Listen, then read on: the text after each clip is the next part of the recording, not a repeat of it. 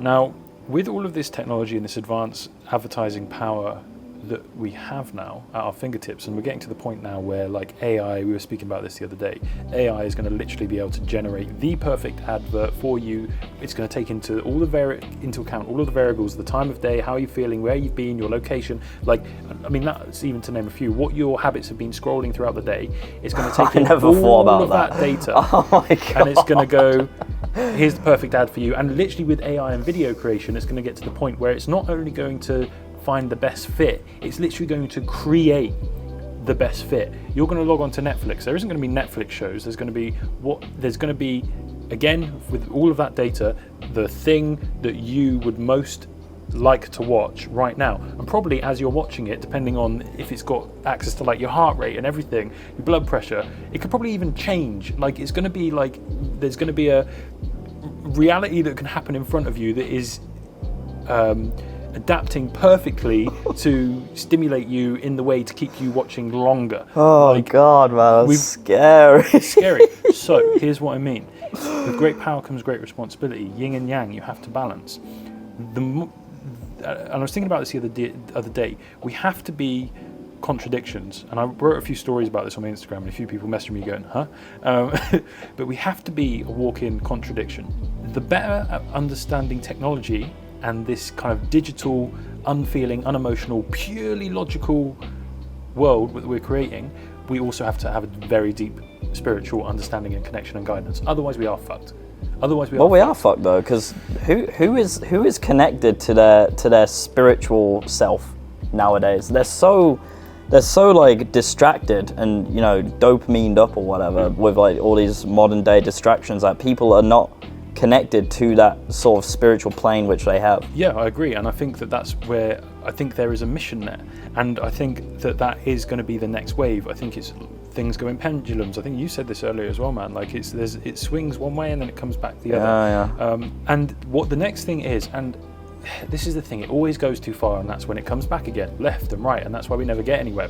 Or we do, but just slowly. Like, the way I like to think about it is, and I often use this to describe like liberals and conservatives and explain this to people, that we really do need very liberal thinking people. We need them, because liberal people, and Jordan Peterson says this all the time, they're the ones that come up with ideas. Very liberal people, they're like, well, what if we were just like all okay and we all had enough food and like we just kind of was delivered to your door? Communism. Like, so like that's what they think. But really, it's quite a nice idea.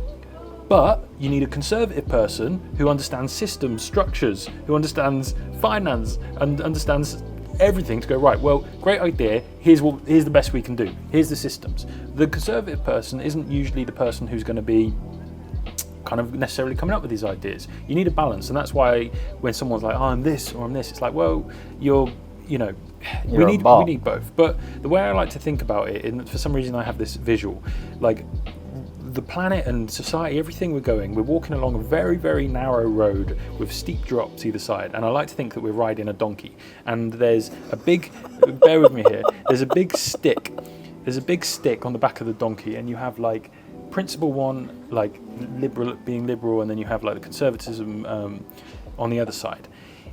If you just lean too much one way, right, we're heading off the cliff. Okay, so now we need to and what we're very bad at doing is, rather than just going, right, we need to have the balance. Let's just balance. Let's balance, and we'll walk along. We go like this, oh, okay, no, too far. And then we go, oh, no, okay, it was too far this way. And that's literally how we move along, is we're just like constantly swinging like chaos, and it's not a pleasurable ride. But if we understand and appreciate that we actually need both, and it's the same thing with technology. We're going to need this technology, and it has the possibility to make our lives just done, easy. But then we also need to have that sense of purpose and meaning. We need a deep spiritual connection to whatever that is, whatever you want to call it, God, understanding, deeper understanding, whatever. We're going to need that balance. Otherwise, we are just going to tip the wrong way, and we are just going to plug ourselves in and have an infinite entertainment machine, and we're just going to, like WALL-E the movie, plugged in, tube here for food, entertainment there, just that is very, very possible. So but there is great benefit from this technology. It's not all evil. So how do we counter that? It's going to be the complete opposite. So it is that spiritual. The thing that scares me is not so much how we use it as humans, even though that is a problem, certainly, because people are lost in the source, like very lost in the source. What scares me is like who's running this technology, who's at the top, because like power corrupts, bro.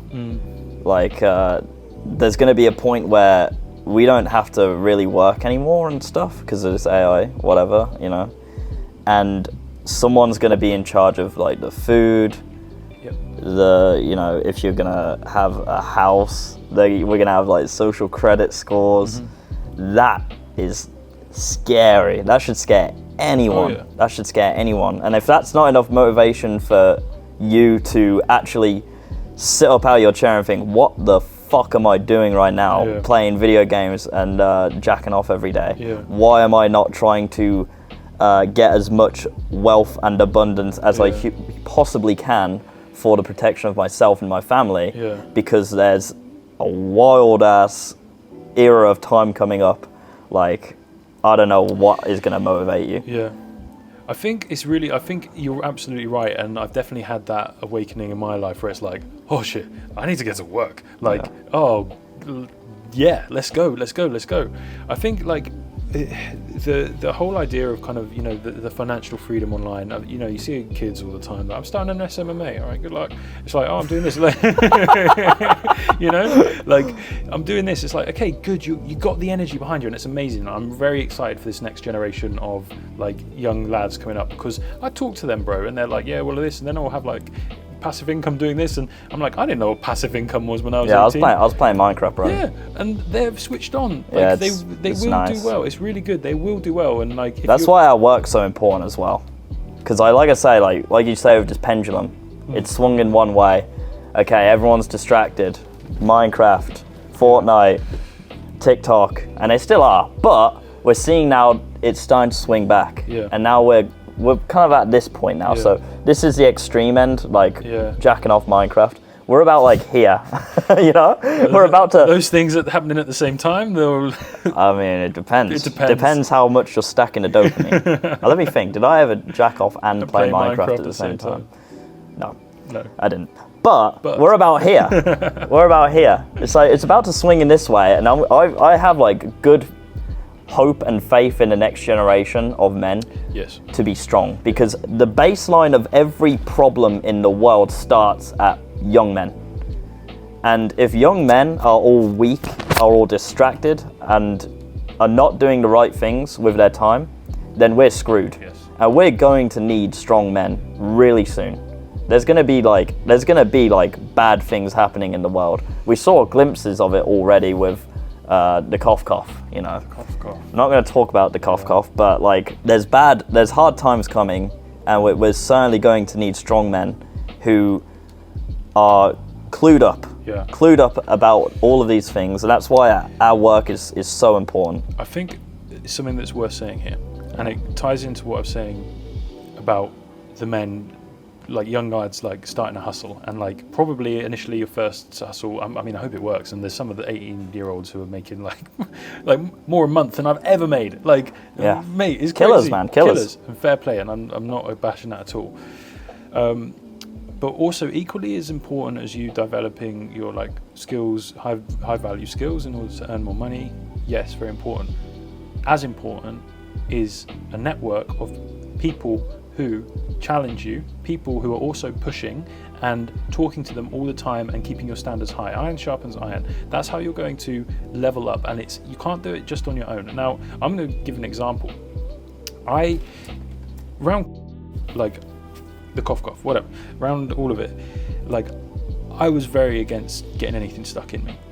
Very, very against it. I don't need it. I'm healthy. I'm this. I'm that. And I was very switched on with what was going on. I knew what it was. I'm jabbed, and it wasn't my decision. Basically, the reason it happened was my dad's. He's like late 70s now. I hadn't seen them for a while. In order to get back to where the country my parents were in, I had to have it, and my decision was not get it, or risk not seeing them for however long, you know. And that's the reason that I got it. And okay, I'm okay at the moment. Who knows what happens? Someone flicks a button at some point and then like off. I don't know. You know, like, whatever. Who knows, Who man? knows? You know, my kid comes out with horns. I don't know. Like seriously, like who knows? And I'm regret getting it. But at the time, the group around me, we all kind of fell into relationships just after that first wave of the everything that went on. And I think a lot of people did that because everyone had been on their own, and then everyone kind of got into a relationship. All of us, and I'll be honest, all of us, girls tend to be much happier just sort of to go along with the status quo. It's not their job to be necessarily a lot of the time to be like, nope, this is what I think. Like they just like, you know, okay, just come on, get this, do that. If that's what's the right thing. If that's what the government says, do it. Start some men, man. Start some men. Start some men. But this is the thing. All of us, because we kind of, and this was my group at the moment, this was my network, we kind of slipped into, and we had been talking like 6 months ago, like, no, we'll never do this, da da da. One of us fell, and then the other one fell, and then the other one fell. And I'm not saying, because it's on us, because we need to be strong and have conviction with what our thoughts and what we said we would do. And I'm ashamed to say that, like, we all fell, and I fell.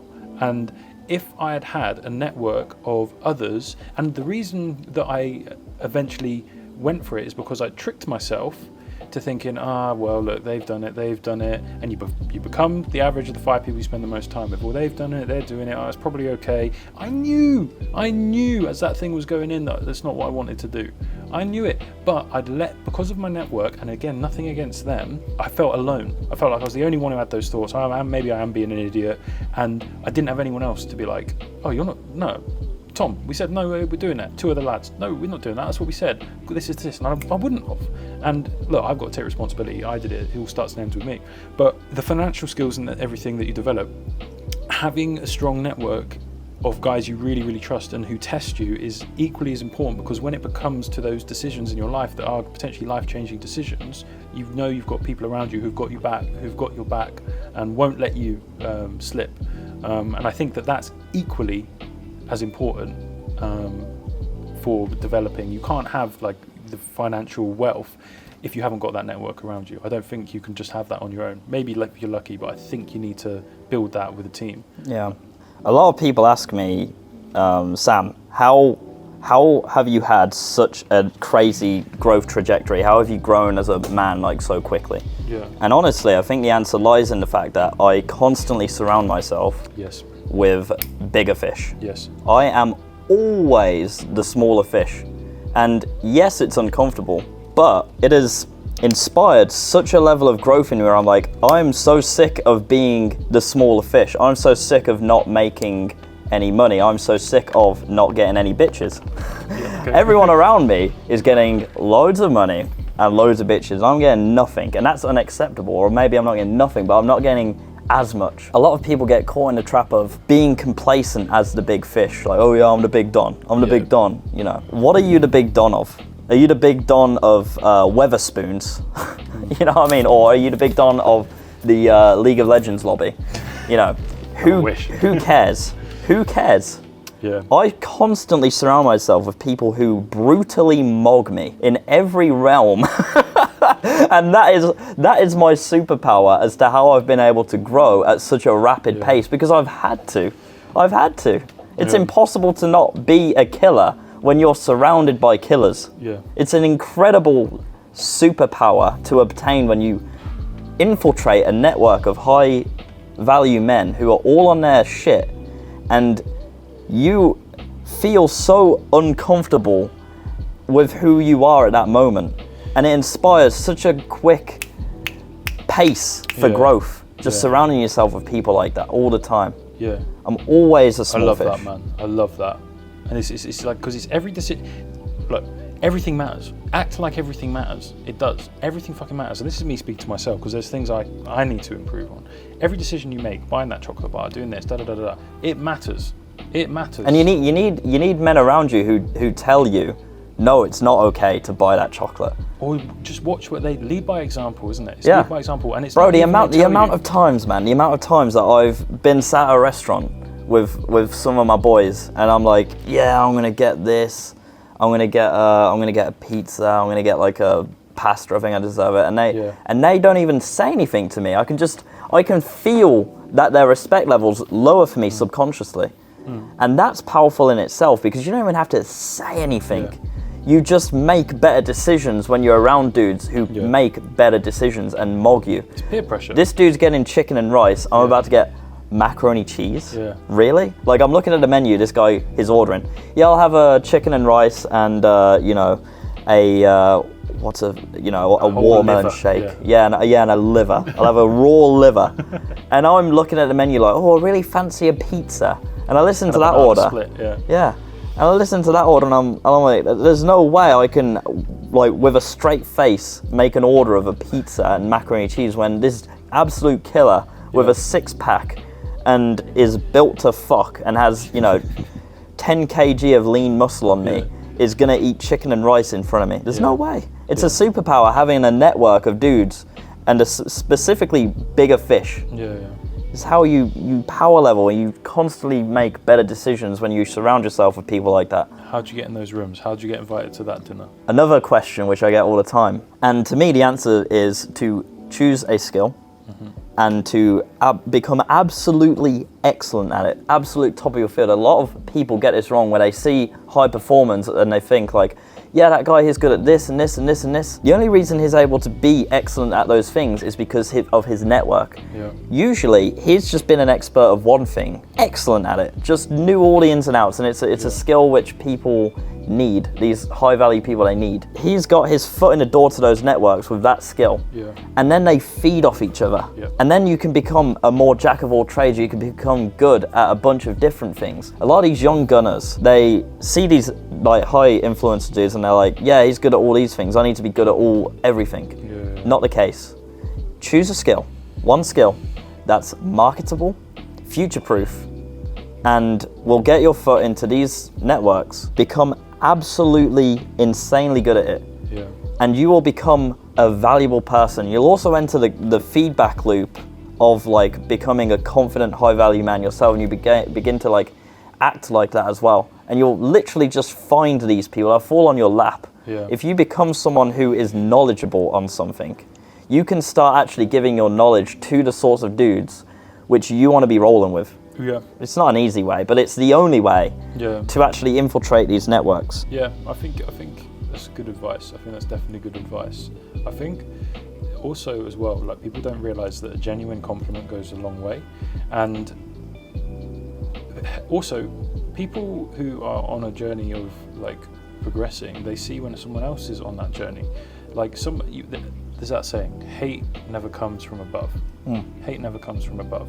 If you see someone you're like, they got fire, they're going, maybe you look at you're in the wrong direction, but you're going, like, you're not going to go, I'll watch them burn and fall off a cliff. Because you can relate to them in that situation, you go, right, read this book, do this. You need a good heart as well. You certainly need a good heart, and I think that be genuine, good heart. And a lot of people, they're filled up with like envy and hatred, and I can't relate to that on any level.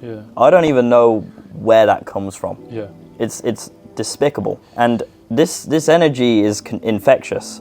And even if you're not outright with it, people will suss you out. I can't even speak on like people who have like this innate negative energy. I can't even speak on it. Like, can you? Do you know people like that? Do you even understand the psychology behind that? Because I don't. No, I think so. But I'll tell you what, I suss them out like that. When someone wants something, like, and they're like, everyone wants something always, but like, it's when it's just like about them. But I think that's what I mean. Like, here's a great thing to do, and like, I love watches, again, like, still just starting the collection, but I love watches. It's a great thing to learn about. It's actually a really valuable thing to know a decent amount about watches. Why? Because you can spot someone wearing a watch that you know, and you can kind of go, that's worth about £25,000, that's worth about 10,000. That's a beautiful root beer that you're wearing. I see you've got it on the Jubilee bracelet. Beautiful. Just wanted to say I love that watch. Congratulations. Oh, awesome. And what they're going to say, fuck you. Like, but, oh, thank you, man. Yeah, there's always a story behind when you buy a watch. Watches are always special. So, oh yeah, actually I got this, or me and my girlfriend went here, and like, it was whatever. There's a story. So they're opening up to you. Obviously, this person has likely done something that's been able to generate a decent amount of money. If they're smart and they've spent that on their watch, they've probably got an awful lot more than that. Okay, so now you're having a conversation. Say, hey, look, I'm working on a few things at the moment. I'd really appreciate it. Is there any books that you've read that have really helped you along the way? Is there anything? You've now given someone a genuine compliment about something that they care about, and you obviously have somewhat of an interest in it as well, so they're open to talking. So you're on their level with that. Then if you ask, and this is something that anyone can do, then you say, well, any bit of advice, any book that's really changed your life, I'd love to read it. They'll be like, yeah, definitely read this, this, and this. They're gonna go out their way to help you. And I think that's a really powerful thing to get into the habit of doing. There's no downside for that. There's no downside. I'm not saying watches is necessarily things you could do with the cars. You could do it with anything. These people are going to give you really valuable advice, and you're also going to forge a relationship. You're probably going to network, but hey, look, they'll get you on LinkedIn as well. Awesome. Oh, let's exchange Instagrams. Great. So now you've actually built a relationship with someone, and they've passed on some valuable knowledge. And the thing is, you have to come in humble, because if you come in being like, oh yeah, that's a nice watch you got there, bro. Yeah, I've got one of those as well. Yeah. All right. Okay. Cheers, man. See ya. But you have to be humble, and you have to accept, look, this person's doing better than me financially. Whether who knows what's going on in their life. It doesn't even matter, bro. Even if you're like a killer, it's still a good idea to like. People talk too much as well, man. Yes. People talk way too much. Like, listen. Yeah. I think like Hormozy said something like that. He goes into rooms and like he just listens to people speak, and they don't even like know who they're talking to. Yeah. And they're saying like, oh yeah, I did this and I did this and I did this, and Hormozy's just there like, man, just let them speak, and they don't even realize the opportunity that they're missing out on. Yeah. When they just keep yapping away about how epic they are. Yeah. You know. Yeah, you're so right. Yeah. And like you said, what does he respond to that? Like, oh, awesome. Whereas there's literally a treasure chest in front of them. Yeah. Like, and how do you open him up? That's the question. Like, how do you show genuine value? You have a high skill, like, I do this. Oh, that's interesting. Have you tried X, Y, and Z? Like, start the conversation, but you have to be humble. You have to know where you are. You can't pretend that you're someone who you're not, and you're not where you are. You be humble. And like another example of that, if someone's got a beautiful girlfriend, like with them, let's say, again, be genuine with your compliment. Like, maybe she goes to the toilet, they're to say, hey sir, look, I just wanted to say, look, I hope you take this the right way. Like, your wife, your girlfriend, she's absolutely gorgeous. Just want to say, like, it's amazing. Like, I've had ups and downs with women in the past, and like, is there any bit of advice that you can give me? Like, what dude's going to be like? Maybe some dude will be like, fuck off, kid. Like, but find opportunities like this. If you can't infiltrate this network, and then they're going to give you valuable bits of advice that someone else gave them, and then you read a book, and then you do this, and then it leads to that, and there's no like shortcut to it, but like all of these little nuggets of information, they're around you. It's like, make it a game. How can I find it? It's something that I think is great. And like, I have a rule that on a train or on a plane, I'll always talk to the person sat opposite or next to me. Always. A lot of the time I meet some weirdos. A lot of the time it was a bad idea, but sometimes I've made some unbelievable connections. I've made some people, actually one of my best friends, my guy Dan, we travel together now, like, he's one of my best friends. I met him, I got on a train, there was one of those tables, it's in the UK, I was going to a gig, he was going back home to where he lived. I sat opposite him. Now usually most people, right, plug a podcast in, whatever, watch latest Netflix, look out the window, bored, when can I get that? Hey man, what are you working on? Oh, I'm actually working on my first startup. Oh cool, what's your startup in? Blah, blah, blah. Oh man, that sounds fucking awesome. Where are you going? Oh, I'm going to a gig. Oh cool, what do you do? I'm a DJ. Alright, nice. What are you doing in May, Tom? I don't know, I'll finish this and then I'll actually be a bit free. Would you like to come to Europe with me? Genuinely, this happened. Would you like to come to Europe? I'm running some events to launch my new app. We need a DJ. Yeah, I'll come. Now he's one of my best friends. Like, that's insane. Isn't that insane? So it's a love story really. Like, whenever we tell people when we're together, we're like, it's a bit of a love story. But that one moment, it's kind of like what we spoke about earlier, that all these little moments, everything matters. Like, I've met a lot of his network through being very close friends with him. All of his network are fucking entrepreneurs. All of his like network are like worth awful lot of money. So now I'm at a table with people who like are doing really, really well for themselves. Now I can ask and listen. I can sit and listen and ask directed questions and be like, that's fucking interesting. Okay, what about that? Boom, boom. absorb. Yeah. Like, wouldn't have had that opportunity if I'd have just been, and I wasn't like, oh, what are you doing? Like, what can I get out of it? Just genuine curiosity. And like, that's something that I know has served me really, really well. That's really interesting. Like, I think that's something that I struggle with as well. Like, I struggle with small talk in general. I struggle to show like a genuine interest in people, and I think that's like, I mean, from what you're telling me, that seems to be like quite a toxic thing. Because like, honestly, even if I do speak to someone and they turn out to be a bum, it's like, okay, so what? So I move on. Yeah. There's no real like downside to that. Like, if I'm going about my day, if I'm on a train, or if I'm like traveling or something, there's no downside to me being able to like just speak to the person next to me, and maybe they're an interesting person. You know, even if they're not, it's like, okay, so just move on. I'll be honest, Brian, and a lot of the time, they're going to find you fucking interesting. Yeah. And they're going to be like, oh, so God, fucking Sam, I met him on the train. Like, oh, he's off to Thailand, he's doing this. Like, oh, he's got a YouTube channel, bang, right. And then they sub. They sub, and it's all about the subs. But then they're like, but then they tell their friends, oh, you need to talk to this guy. Suddenly you've got a client because someone passed you on. Like, it works both ways. You know, like, oh, you need to speak to this guy, Tom. He does X, Y, and Z, Like, network is everywhere. Network's in the coffee shop. You know, people have knowledge, and if you're genuine, and if you like genuinely care about what it is they're doing, what they've got going on, like, people will go out of their way to help you out. But I think you attract what you are, and it's only if you would do that as well. If you know, I think you have to be it. You need to be a giver. You need to be a giver. One of